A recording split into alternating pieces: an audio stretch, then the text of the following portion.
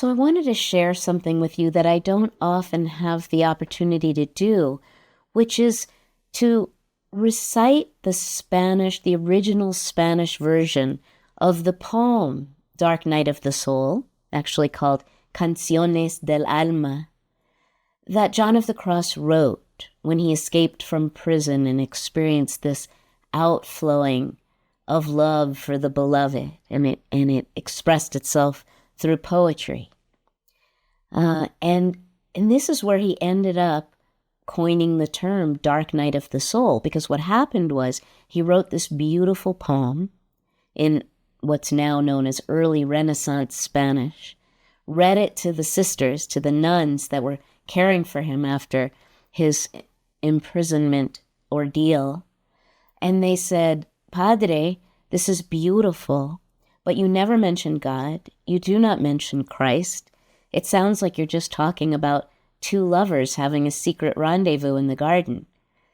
Can you please explain how this poem is a metaphor for the soul's journey to union with God?"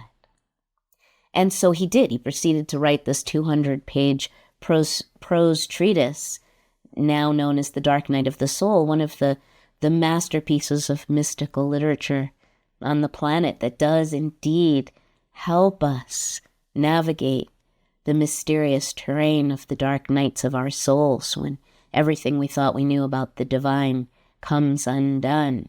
But it began as a love poem. So I'm going to read to you the original Spanish version of that poem and then my English translation. And I offer this as a kind of sacred reading, as a contemplative practice. And I invite you to listen both to the Spanish and to the English with your heart, which is the way John of the Cross composed it.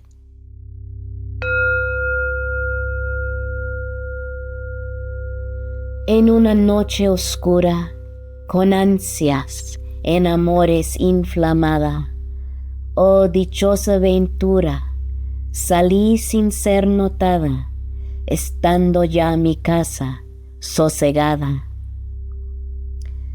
A oscuras y segura, por la secreta escala disfrazada, oh dichosa ventura, a oscuras y encelada, estando ya mi casa sosegada.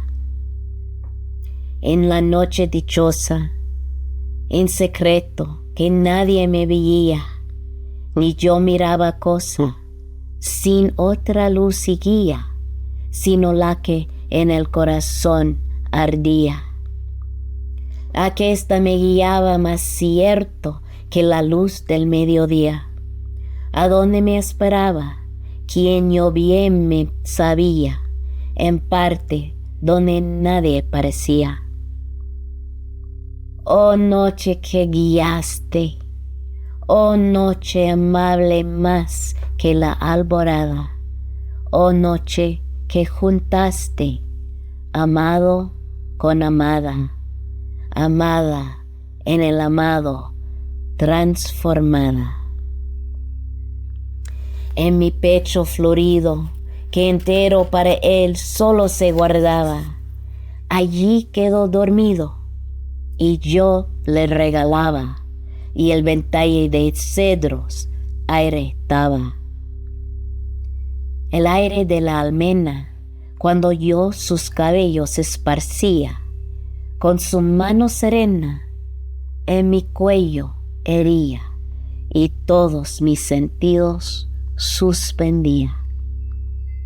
Quedéme y olvidéme, el rostro recliné sobre el amado, cesó todo y dejéme, dejando mi cuidado entre las azucenas, olvidado.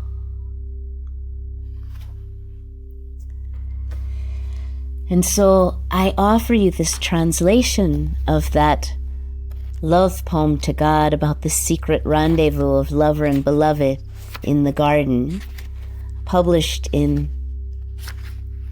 this book, St. John of the Cross, Luminous Darkness, published by the CAC, the Center for Action and Contemplation. And here is the translation. On a dark night, inflamed by love longing, oh, exquisite risk! Undetected, I slipped away, my house at last grown still. Secure in the darkness, I climbed the secret ladder in disguise. Oh, exquisite risk!